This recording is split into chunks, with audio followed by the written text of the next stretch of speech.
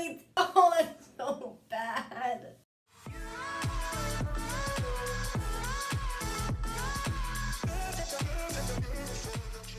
Hello, hi, it's Jaden. So I found out how to deepen my voice really well, and I'm gonna tell you why I stopped. I have really bad voice dysphoria. How I deal with it is I talk lower, and I do these voice exercises. I don't do them as often because of what happened a few months ago. When I woke up, sometimes I would have a morning voice, and when I realized that I had this deep voice, I would do voice exercises like hum really lowly and say bing bong ding dong while like stretching my neck, and just like repeatedly do that over and over and try to talk deeper, and it worked really well. So when I started doing that, the results were amazing, but the consequences were terrible. So I did it for 3 days straight. Out of the 3 days, first day I did it 2 times. Once when I woke up, and then the other like in the afternoon or something when I felt like I needed to do it again. Second day, all I had to do was just once, and it lasted through the whole entire day.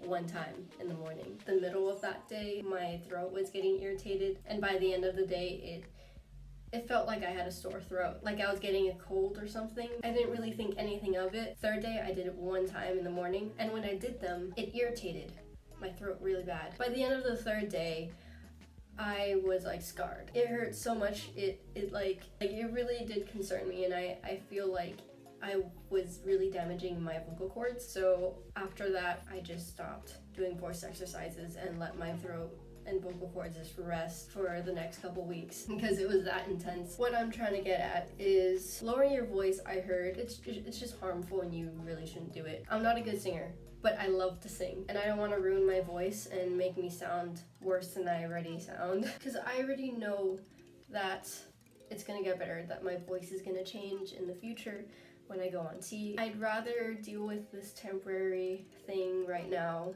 and, you know, not mess my voice up. I don't think it's worth destroying your voice just to alleviate some dysphoria, which dysphoria is terrible.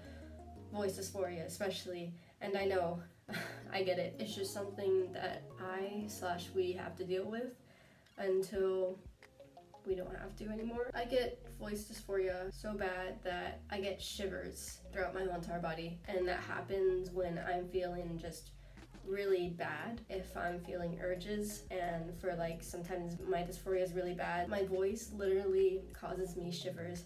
That's how bad it is. Mostly what I do is that I kind of deal with it. I ignore it. I don't really ignore it because I know it's there, and it's really hard to ignore it. I still deepen my voice. I still do voice exercises. I was too scared to do them for the longest time, maybe for like a month. But now I do them like maybe once a week and a half or something, whenever I just feel like my voice is really high. Also, something that I have noticed is I get really shy lowering my voice around people that I know, especially family members. Like I cannot lower my voice around like my mom or little brother or something because I feel like I'm gonna get judged or something, or I have no idea what it is, but I just feel really uncomfortable, and I feel like fake or something. I don't know, I can't explain it. It's really bad because then I just sit in my voice dysphoria and let it get worse. I don't know what it is, but for strangers, I like to lower my voice, and sometimes with my friends. So all in all, I suggest if you want to do voice exercises because it alleviates dysphoria, it really does. I suggest you don't do it consecutively like I did, like for days in a row.